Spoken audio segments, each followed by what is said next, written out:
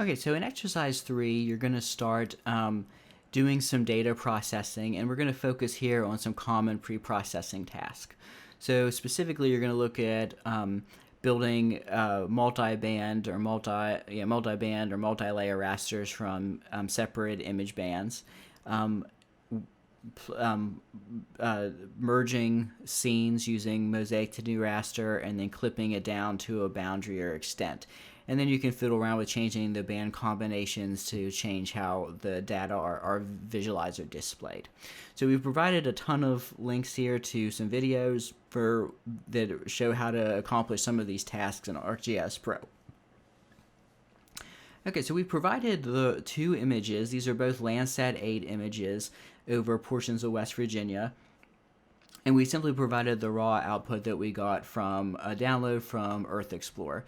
So here's those data in the folder, these data in the folder. So if you click on here, you can see that it's just a bunch of separate bands. So what you're going to do is, first off, just going through our step here, and here's the band designations. You're going to answer some general questions about data pre-processing and contrast stretching and stuff. Then you're going to build out this data set. So this is going to require a couple steps. First thing you're going to need to do is stack the bands for each separate image, and that can be done with the composite bands tool. Once they're composited, you can merge them together as a single raster using the mosaic to new raster tool. And then after that, you want to clip it down to the extent of the Maud National Forest, and we've given you the boundary to do that, and that can be done with the clip raster tool. Okay, and then once you have completed generated the data, you're going to look at it using some different band combinations. Again, you can just change it under the Appearance tab.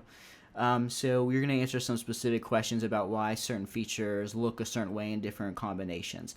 So, for example, why does snow look white in a simulated true color image? Why does it still look white in a standard false color composite? Why does it look like blue-green in this composite was just shortwave near Fred and green? And here's an example of a reddish area associated with a barren mine quarry.